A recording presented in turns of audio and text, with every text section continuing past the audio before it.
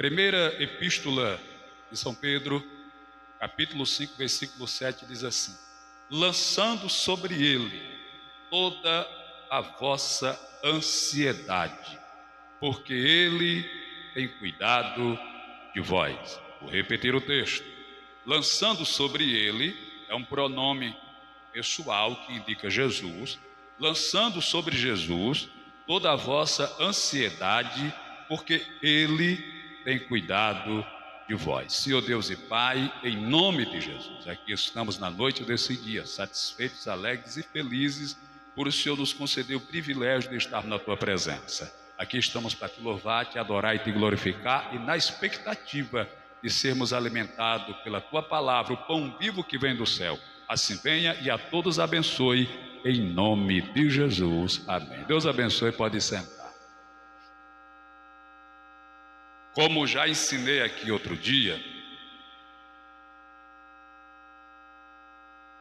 depressão é o excesso de preocupação com as coisas passadas. Quando você se preocupa demais com o que aconteceu na sua vida, o que aconteceu no seu passado, você acaba entrando em depressão. Quando você dá muita atenção, quando você alimenta aquele problema passado, fica preocupado demais com aquilo, você acaba entrando em depressão. Depois vem o estresse, aquela pessoa que tudo lhe irrita, que tudo lhe tira do sério, que tudo lhe faz perder o equilíbrio. Isso é estresse. E o estresse é o excesso de preocupação com as coisas do presente. Quando você está muito preocupado com o seu presente, com o que está acontecendo na sua vida, você fica estressado, descontrolado, as suas emoções fogem do seu controle. E nós somos seres emocionais. Nós temos tristeza, raiva, alegria, melancolia. E todas essas emoções que vêm sobre as nossas vidas, não é para ela nos controlar, é que nós é quem devemos ter controle e domínio sobre elas. Então, o excesso de preocupação com as coisas do presente é o que gera o estresse. E a ansiedade é o excesso de preocupação com as coisas do futuro. Aquilo que pode acontecer, aquilo que talvez aconteça, aquilo quem sabe vai acontecer, e a gente acaba alimentando e se preocupando demasiadamente com aquilo. Então vem a crise de ansiedade sobre a pessoa. E eu quero trazer uma informação aqui para os irmãos, preste atenção. Eu não vou lembrar do percentual, mas a maioria das pessoas, preste atenção nos que eu vou falar, que passa por problemas psicológicos, a maioria das pessoas são crentes. E a maioria crente pentecostal. E eu vou lhe explicar por quê. Preste atenção nessa reflexão, nesse ensino que eu vou trago na noite desse dia. Uma das coisas que você precisa ter muito cuidado é com profecia. Cuidado com as profecias que você ouve, que você escuta. Por quê, pastor? Porque às vezes vem o profeta, às vezes profetiza da carne, às vezes profetiza da emoção. Você recebe aquela profecia emocionado, bota aquilo na cabeça. Deus disse que vai fazer, que vai agir, que vai operar, que vai me dar vitória, que vai entrar com providência. Aí passa um dia, uma semana, 15 dias, passa um mês, 6 meses, passa um ano, passa 2 anos, e vai passando o tempo, e você começa a ficar revoltado. Você começa até a ficar decepcionado e frustrado com Deus, porque você alimenta algo que não veio de Deus. Você às vezes faz, suponhamos, uma dívida que não era para fazer porque recebeu uma profecia. Às vezes você entra em situações que não era para entrar porque recebeu uma profecia que não seria de Deus. Isso acaba prejudicando o seu psicológico. Então nós precisamos ter muito cuidado, equilíbrio e controle. A nossa vida, queridos, ela está nas mãos de Deus. É por isso que Jesus, quando ele ensina o capítulo 5 de Mateus, que vai falar do Sermão do Monte, ele fala sobre a ansiedade. Ele diz: não andeis ansioso pelo dia de amanhã, pelo que haveis de comer, pelo que haveis de beber, nem pelo que haveis de vestir. Porque ninguém, veja só, a expressão que o próprio Senhor usa, ninguém, seja ele rico ou pobre, bonito ou feio, gordo ou magro, seja ele quem for, ninguém pelas suas muita ansiedade consegue aumentar um côvado à sua altura ou uma hora ao curso da sua vida. Ou seja, as nossas preocupações não alteram aquilo que Deus determinou, meu irmão. A nossa ansiedade, o nosso estresse, a nossa depressão, a nossa afobação não altera aquilo que Deus determinou. Então eu preciso aprender a descansar em Deus. Veja o Salmo 46, nos últimos versículos ele diz assim: aquietai-vos e sabeis que eu sou Deus. Será se existia um povo mais assustado, preocupado e angustiado do que aquele povo que estava na beira do Mar Vermelho? Faraó estava vindo com todo o seu exército. O Flávio Joséfo diz que as mulheres correram com os filhos aos pés dos maridos e começaram a gritar e dizer: agora vamos morrer, agora vamos ser mortos e acabados, faz alguma coisa. Os esposos correram até Moisés e disseram: e agora, Moisés, foi para isso que você nos trouxe para esse deserto? Para a gente morrer aqui e ser comido pelos urubus, porque aqui nem cova tem para a gente ser sepultado, Moisés. Aí Moisés corre até o Senhor e clama ao Senhor, e a resposta do Senhor a Moisés é esta: Moisés, por que clamas a mim? Diga aos filhos de Israel que marchem. Aí Moisés vai até o povo e diz assim: calai-vos e aquietai-vos, porque esses egípcios que vocês estão vendo hoje, nunca mais vocês irão vê-los para sempre. Mas a proposta de Deus através de Moisés foi para o povo, foi que o povo devia se calar e se aquietar. Por quê? Porque a afobação, a preocupação, o estresse, a ansiedade não resolveria nada, não alteraria nada, não mudaria nada. Não adianta, irmão, chegar em casa com problema: olha, Deus, o Senhor é um responsável, o Senhor não está olhando para mim, o Senhor abençoa todo mundo. E a gente acha que isso vai sensibilizar o coração de Deus. Sabe o que é que sensibiliza o coração de Deus? Deus, aqui está o teu servo, eu não sou nada, não mereço nada, mas digo como Jesus no Getsemane: seja feita a tua vontade, assim no céu como na terra, porque eu sei que a tua vontade é boa, agradável e perfeita. Faz o que o Senhor quer.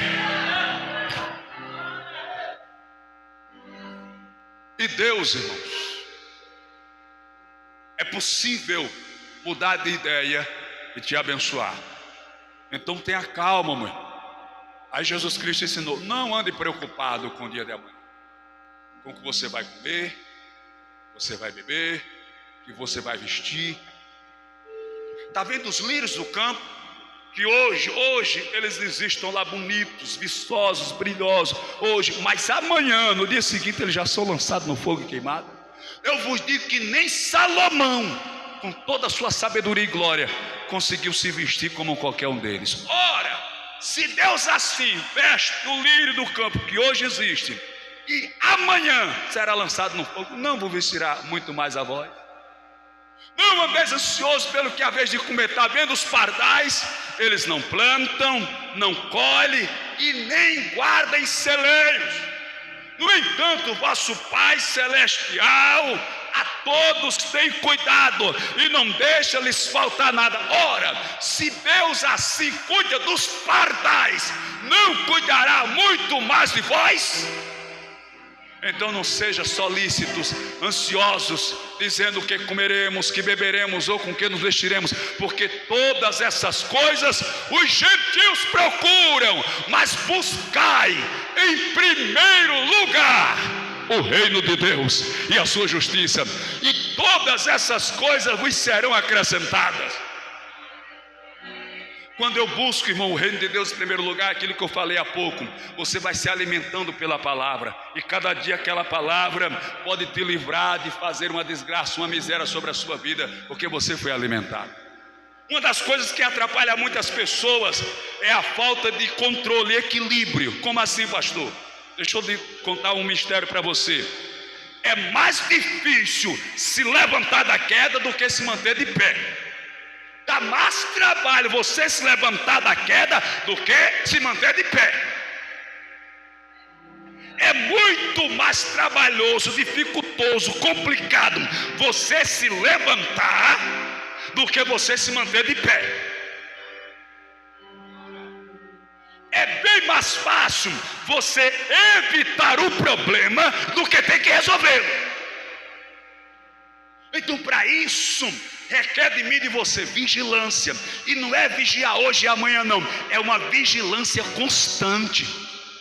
A Bíblia diz nesse mesmo texto aqui que eu li, a Bíblia diz: o diabo, sede sóbrio, vigiai, porque o diabo, vosso adversário, vive ao derredor, bramando como leão, buscando a quem possa tragar.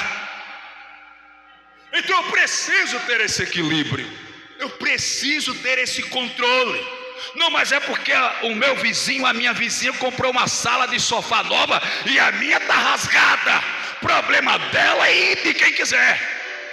Continue firme na presença do Senhor. Não, mas é porque a minha geladeira, a porta está caindo, eu estou amarrando com a liga de prender na selinha da bicicleta. Deixa a sua geladeira lá. É melhor a sua geladeirazinha velha lá caindo a porta do que você estar com dor de cabeça, preocupado porque não tem dinheiro para pagar a parcela. Então a preocupação da geladeira velha é menos do que a falta de dinheiro para pagar a parcela da nova. Então essas coisas precisam ser amadurecidas na nossa mente. Precisa ser trabalhado na nossa mente. Ah, mas eu tenho vergonha de que alguém chegue aqui na minha casa e o meu fogão só tenha 2 bocas funcionando. E se eu tiver de fazer o almoço, só vai sair 2 horas da tarde. Paciência, jejua. É melhor ela chegar lá e só ver 2 bocas funcionando no fogão e o almoço sair só 2 horas da tarde, do que alguém chegar na sua porta ela chamando de velhaco. Aí é que é vergonha, meu irmão. Ser pobre, ser humilde, nunca foi vergonha. Então tenha autocontrole, tenha paciência, pense, reflita, analise. Você não precisa dar satisfação da sua vida para ninguém. Agora me lembrei do pregador, não sei se eu lembro da frase. Tem gente que compra o que não precisa com dinheiro que não tem para mostrar para quem não quer ver. Compra o que não precisa com dinheiro que não tem para mostrar para quem não quer ver. Porque tem gente, meu irmão e minha irmã, que quando vê você comprar uma coisa nova, um vestido, um móvel, um sapato, eles não vão ficar felizes não, vão ficar fazendo figa para o teu sapato rasgar, o teu vestido furar, ou o vestido rasgar, o sapato furar, ao contrário.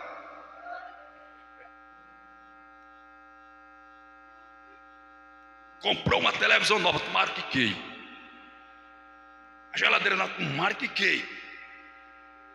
Não tenha calma, não tenha paciência. Tenha paciência. Na sua vida vai acontecer tudo aquilo que o Eterno já tem determinado. Tudo aquilo que está escrito nos livros celestes vai acontecer, independente da sua ansiedade ou não. Então tenha paciência e deixe Deus trabalhar, fazer, agir e operar. Qual é o nosso problema? Veja, tem um texto na Bíblia, o apóstolo Paulo escreve, que aqui eu posso não concordar com o que ele escreveu. Ele disse que nós devemos levar as cargas um dos outros. Eu posso discordar disso aqui. Levai as cargas um dos outros, e assim você cumprirá a lei de Cristo. Está escrito. Eu posso discordar disso aqui. E isso não vai me transformar em um herege. Por quê, pastor? Porque não foi isso que Jesus falou. E agora, como é que fica? O que Jesus falou foi o seguinte, preste atenção, Mateus 11, 28. Vinde a mim, todos vós que estáis cansados e oprimidos, e eu vos aliviarei. Tomai sobre vós o meu jugo, e aprendei de mim, que sou manso e humilde de coração, e encontrarei descanso para vossas almas. O que Jesus falou é que nem o seu jugo você pode levar. Você tem que levar o dele, porque o dele é leve, é suave. Porque às vezes nós criamos um jugo pesado demais para nós mesmos, irmão. Às vezes nós nos preocupamos demais com os nossos próprios problemas, com as nossas próprias lutas. E amanhã como será? Como é que eu vou resolver isso aqui? Como é que eu vou fazer isso? Como é que vai ser? O primeiro passo é que você tem que vigiar. Vigie. Resista às tentações, às vontades e os desejos que vêm. Porque nós somos seres dotados de vontades. Nós temos vontade. Quem não deseja uma casa nova, uma mobília nova, uma roupa nova? Quem não deseja? Quem não deseja ter um dinheiro satisfatório, uma conta, um emprego que lhe dê uma boa? Quem não deseja? Nós somos seres dotados de vontades. Mas não é porque eu não alcancei aquele propósito, aquele objetivo, que agora eu vou me martirizar. Agora eu vou viver piongo, triste.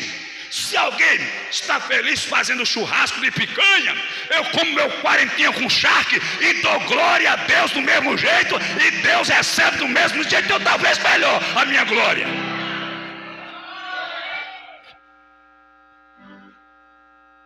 Aí se eu venho para a igreja com um paletó novo, eu dou glória, eu estou feliz, estou adorando, glorificando. Aí o outro vem com um paletó mais velhinho, um sapato mais gasto, aí fica triste sem querer dar glória.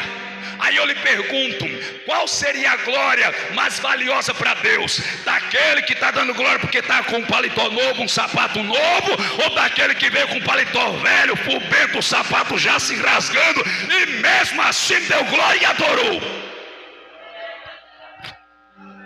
Então, não interprete mal a coisa. Não entenda as coisas de forma equivocada. Não deixe que o estresse, a ansiedade, a depressão venha sobre a sua vida. E isso acabe roubando de você a sua paz, a sua alegria e a sua felicidade. Pastor, o que é que eu devo fazer? Está claro aqui no texto. Lançando sobre ele toda a vossa ansiedade, porque ele tem cuidado de vós. Lança sobre ele, joga sobre ele a tua ansiedade. Tem um texto na Bíblia, você conhece, porque aqui eu preciso abrir esse leque e continuar tentando lhe orientar. A Bíblia diz assim: Deus não se deixa escarnecer. As más companhias corrompem os bons costumes. Cuidado com as pessoas com quem você ama. Porque tem pessoas que vão te colocar em situações que você vai se sentir imprestável, miserável, incompetente, vai se sentir um trapo, um lixo. Cuidado com as pessoas com quem você anda. Tem pessoas que só te põem para baixo, que só te deprime, que só te humilha, que só te coloca no pó. E você começa a ter um sentimento de inferioridade, se sentindo imprestável. Cuidado com as pessoas com quem você anda.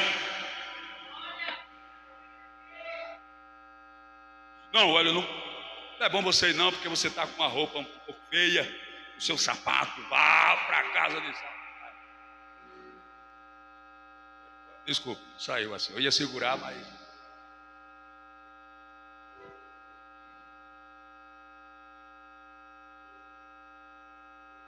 Você gosta de mim? Eu gosto da minha roupa. Você é meu amigo ou amigo da minha roupa?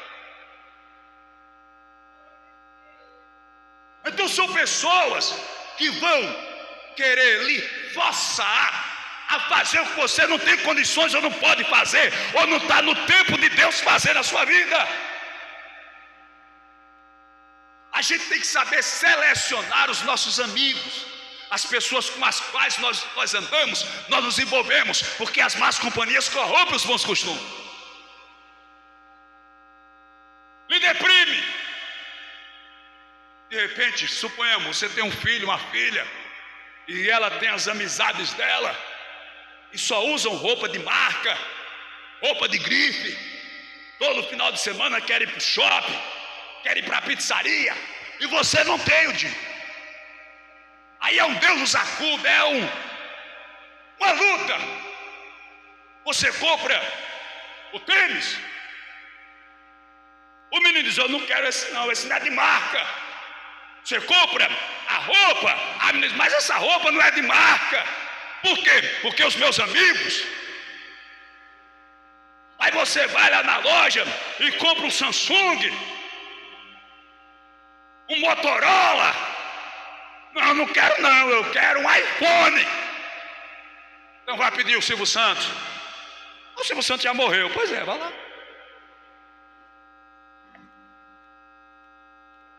Está entendendo? Nós precisamos ter essa maturidade. E não deixar que a ansiedade, o estresse,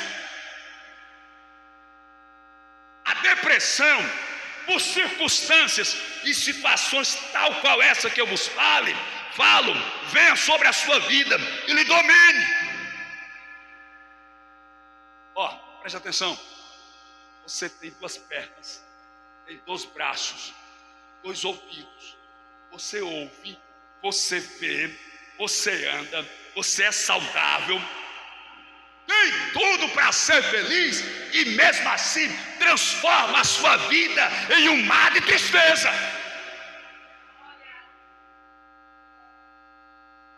Quantas das vezes, meu irmão, pronto, acho que foi domingo, tem que fazer uma oração forte, porque já bateram em mim no meu carro tanta vez que eu estou preocupado. Quebraram o retrovisor umas 3 vezes, atrás de lado, aí domingo bateu aqui. Bêbado entrando aqui, aí um vindo lá, ele foi da reta. Pastor vai lá e cobre dele, eu não sei nem quem é o cidadão. Aí eu estava conversando com os irmãos na frente da igreja, explicando. Eu digo, é algo desagradável, é. Porém, eu ficaria mais triste e preocupado se fosse eu que tivesse batido, meu irmão. Aí eu ia ficar preocupado. Mas não, então tem coisas que você vai gerar um peso. É feito o pai daquele Mário Sérgio Cortella, é um filósofo. De vez em quando eu via, nunca mais eu ouvi as palestras dele. Mas o pai dele era assim. O pai dele tinha um jipe. Aí um dia ele estava vindo para casa, ou estava viajando, eu não lembro bem a história. Aí faltou gasolina. Aí ele chegou em casa feliz. Rapaz, eu ia com o jipe e o jipe faltou gasolina. E faltava só 2 quilômetros para chegar no posto. E 2 quilômetros para você ir e voltar andando. Ele, já pensou se fosse a 20, a 30, ele só faltava 2 quilômetros. Estava pertinho, deu para ir lá comprar e voltar sem agonia. Então, às vezes, tem problemas pequenos, como tem aquele ditado, que as pessoas fazem tempestade em copo d'água.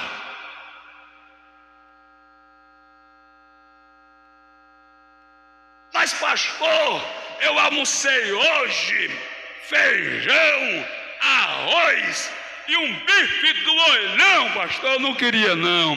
E o povo que está lá na África morrendo de fome, porque não tinha nada para comer. E você reclamando porque tem, o que tem você não gosta. Estava vendo os vídeos agora na Nigéria, eu não sei se foram 18 mil cristãos que foram assassinados, é uma coisa assim. 18 mil crentes foram assassinados, está uma perseguição terrível lá. Estão fazendo cova rasa lá e jogando o povo no caixão, mas olha, multidão. E você aí dormindo tranquilo, indo para a igreja, tendo tudo a favor, preocupado, querendo sumir, querendo se matar, querendo tomar veneno, querendo ir embora, querendo fazer uma cova, querendo... Não, meus irmãos, pare e reflita que você não tem motivo nem razão para ser ingrato a Deus, para reclamar nem murmurar. Pelo contrário, se nós pararmos para pensar, você está aí, não está sentindo nenhuma dor de dente, não está sentindo, louvado seja Deus. E ainda se tivesse, dê glória a Deus por ter dente, porque só sente dor de dente quem tem dente, e ainda dá para roer um osso. Então dê glória, irmãos, adore a Deus, exalte ao Senhor. Você tem tudo para ser feliz. Você tem tudo para ser feliz. O problema é que a gente espera que a felicidade do homem é se ele tiver muito dinheiro. Na verdade, sabe o que é que a Bíblia diz em Eclesiastes? Parece que 12:5, me veio agora a lembrança dessa referência. Eu acho que é 12:5, diz assim: doce é o sono do trabalhador, que coma pouco ou que coma muito, mas a fartura do rico não o deixa dormir. Você já viu aquela animação de um camarada triste procurando emprego e o outro que está empregado triste porque está trabalhando demais? Você já viu aquela animação de que o rapaz solteiro está triste porque ainda não arrumou a mulher para casar, e o outro casado reclamando do casamento? É o que disse certo filósofo, eu não lembro o nome dele: a vida se resume em duas faces: o desejo de ter e o tédio de possuir. É assim, você tem ansiedade para conquistar algo, quando você conquista aquilo, se torna um tédio. Você quer muito uma coisa, luta, peleja, corre, vai. Quando você consegue, daqui a pouco de você despreza aquilo pelo qual você correu tanto para lutar e para conquistar. Então o segredo da vida, meu irmão, é exatamente aproveitar o processo. Enquanto você está desejando, está querendo conquistar, esse trajeto aqui, você tem que aproveitá-lo. Ou seja, nós nascemos e um dia iremos morrer. Não sabemos o que vamos ganhar nem o que vamos perder nessa nossa trajetória. A única coisa que você pode ter certeza é que você pode, aleluia, e deve aproveitar a viagem, aleluia. Enquanto passa por aqui, desfrute da vida, seja feliz. Se não pode ter uma coisa boa, compre algo mais ou menos, mas seja feliz com aquilo que está na sua condição de ser feliz.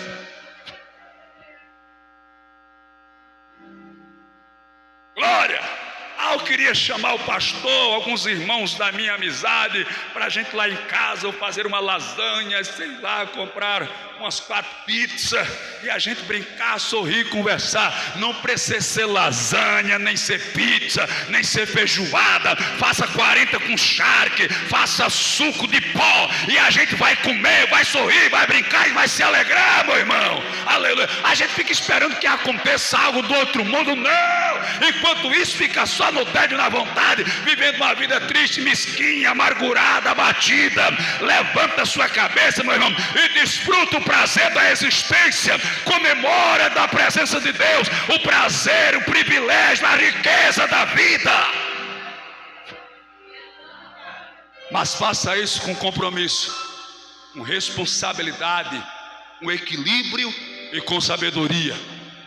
Porque muitos, na ânsia de ser feliz, próspero e conquistar muita coisa, acabam entrando por caminhos e se entristece. A gente estava conversando depois do sepultamento da irmã, acho que eu, o presbítero Valdemir, mais algum irmão, de pessoas que começaram a jogar no tigrinho e se mataram, tiraram a própria vida, porque perderam o que tinham, o que não tinha, pegaram o dinheiro do marido, da mulher, do pai, da mãe, foram lá, viciaram, gastaram tudo, depois se desesperaram e tiraram a própria vida. Então a felicidade não está naquilo que você pode conquistar, está naquilo que você já conquistou.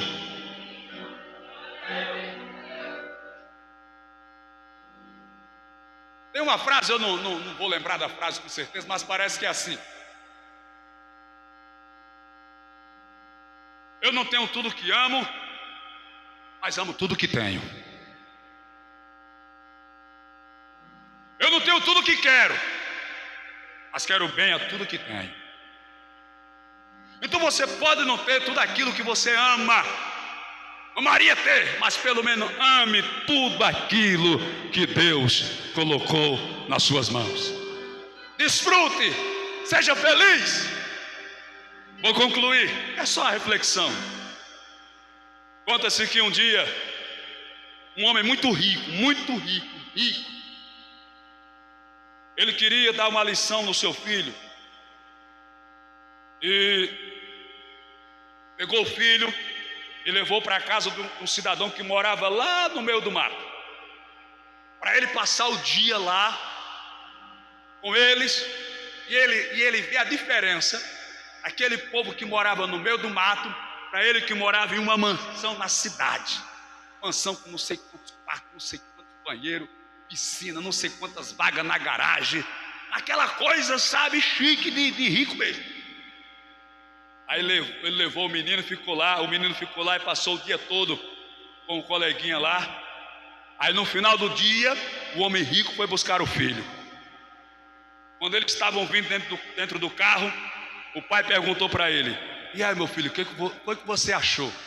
Ele disse: pai, eu fiquei maravilhado, porque a nossa casa, ela até tem um quintal grande, mas o quintal deles, pai, é tão grande, é uma floresta, é uma mata, pense como é grande. A gente até tem uma piscina em casa, aquele quadrado cheio d'água, pai, eles têm o rio, passa perto da casa dele, aquele rio lindo, grande, maravilhoso. A gente tem um cachorrinho que fica lá na casa preso, comendo uma ração, eles têm um monte, fica brincando, correndo e pulando. Pai, eu percebi que a gente é muito pobre, eles é que são ricos.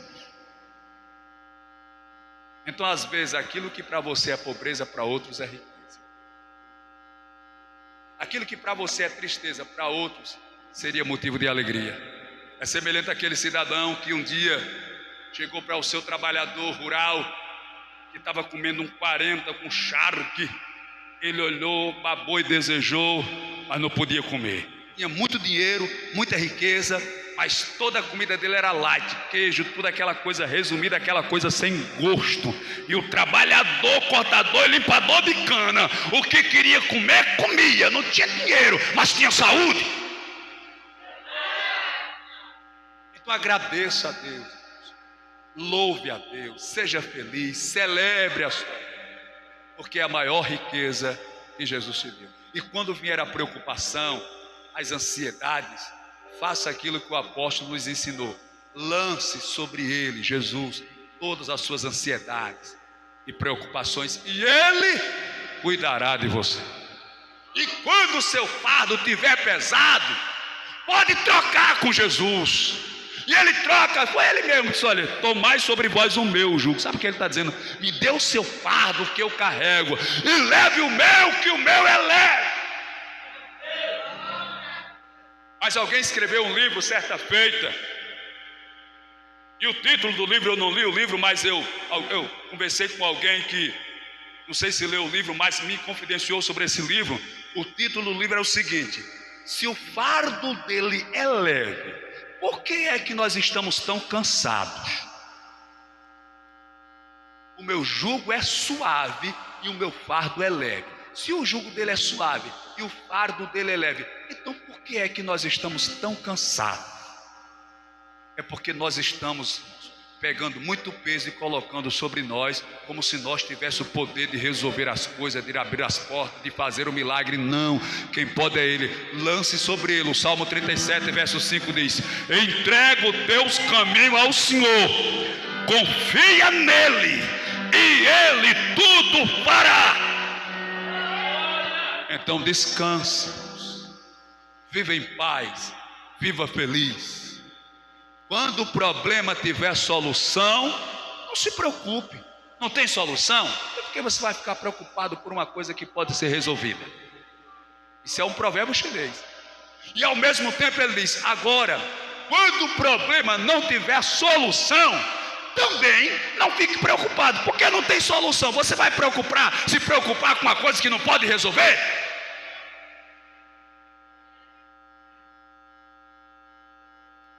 Quando você não puder resolver um problema, quando você não puder solucionar um problema, isso significa que não é problema seu.